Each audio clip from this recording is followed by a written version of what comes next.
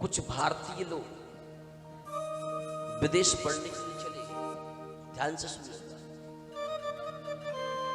तो कहते हैं कोई व्यक्ति अगर थोड़ी बहुत अंग्रेजी बोलने लग जाए ना, तो बेचारे जो अंग्रेजी नहीं बोल पाते उनके सामने बार बार अंग्रेजी बोलकर के उनको नीचे दिखाने का प्रयास करता है कि ये बताना चाहता है हम बहुत पढ़े लिखे लोग।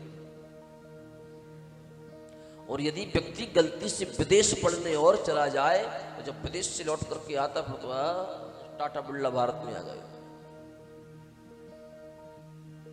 तो भारत के कुछ लोग विदेश पढ़ने के लिए गए तो उनमें से 5 लोग वापस लौट करके आए। उनकी इच्छा हुई गंगा जी में नौका विहार करने। केवट को बुलाया, बोले हमको ये नदी के उस पार घुमा दोगे, उस पार इस नदी में घुमा करके हमको उस पार छोड़ दोगे। केवट ने कहा हाँ साहब मेरा तो काम ही यही है, आइए आप नौका में बैठिए। 5 लोग उस नौका में बैठ गए।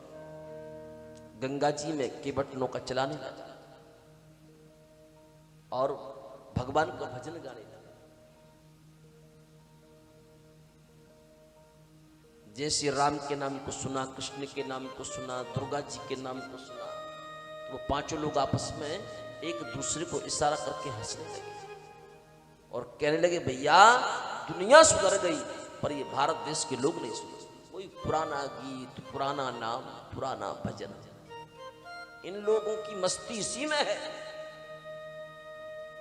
तो उन 5 लोगों में से एक व्यक्ति कहने लगा अरे केवट भैया एक कौन से जमाने के गाने गा रहे हो?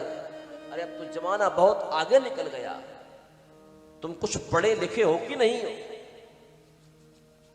केवट कहने लगा साहब हमको पढ़ने लिखने का समय कहां मिलता है, हम तो अपनी मस्ती में जीवन जी रहे हैं। उनमें से एक व्यक्ति कहने लगा कि तुमने भूगोल पढ़ा है? अब यदि तुमने भूगोल पढ़ा हो तो आप हमको बताओ कि लंदन की आबादी कितनी है? केवट हंसने लगे। केवट ने कहा भैया लंदन की आबादी से हमको क्या लेना देना, हम तो अपनी गंगा मैया के इस तट से उस तट और उस तट से इस तट, यही हमारा जीवन है। हम ना लंदन की आबादी को जानते ना हम भूगोल को जानते। वो व्यक्ति कहने लगा फिर तो तुम्हारा जीना बेकार है। जब तुमको लंदन की आबादी का पता नहीं है तो काहे को जीवन जी रहे हो? इतने में एक व्यक्ति और कहने लगा तुम एक बात बताओ, तुमने इतिहास पढ़ा है कि नहीं पढ़ा? अगर इतिहास पढ़ा हो तो बताओ इंग्लैंड में कितने एडवर्ड हैं? केवट कहने लगा भैया ये इंग्लैंड क्या होता है, एडवर्ड क्या होता है, हम कुछ नहीं जानते और हमको इससे क्या लेना देना। वो व्यक्ति कहने लगा तुम्हारा जीना बेकार है। इतने में तीसरा व्यक्ति बोला तुम साहित्य पढ़े हो? केवट कहने लगा भैया आप ये सब हमसे क्यों पूछ रहे हो? अरे पढ़ने लिखने का हमको कोई पता नहीं है, हमारी दुनिया ही एक नौका है और हमारी जीवन दायिनी गंगा है। और जिस कितने भी पढ़े लिखे लोग आ जाएं अंत में उनकी अस्थितियों को आना इसी गंगा में ही है, चाहे पढ़ा लिखा हो और चाहे ना पढ़ा लिखा हो। वो भी कहने लगा कि तुम्हारा जीना बेकार है। केवट ने मन में सोचा कि अब 2 मिनट और रुक जाओ। धीरे धीरे नौका बीच भंवर में पहुंची। केवट ने नौका में खड़े होकर के नौका को रोक दिया। 5 लोगों से पूछा कि भैया अब तुम ये बताओ कि तुमको नदी में तैरना आता है कि नहीं आता? 5 लोग कहने लगे भैया हमको नदी में तैरना नहीं आता। तो केवट कहने लगा जीना बेकार हमारा नहीं है, जीना बेकार तुम्हारा है। और इतना कह करके केवट ने रूमाल लिया, कमर से बांधा और 5 को नौका में छोड़ करके केवट भैया तो कूद गए गंगा जी। अब 5 रोने लगे अरे भैया हमको नदी पार कर दो, भैया नदी पार कर दो, हम गलत हैं तुम सही हो, हम गलत हैं तुम सही हो।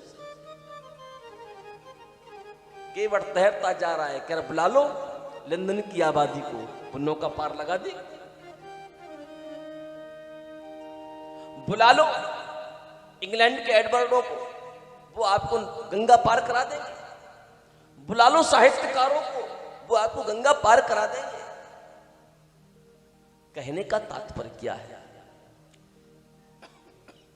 किसने क्या पढ़ा है, किसने क्या नहीं पढ़ा, किसने क्या लिखा है, क्या नहीं लिखा, हमें उस विषय पर नहीं जाना।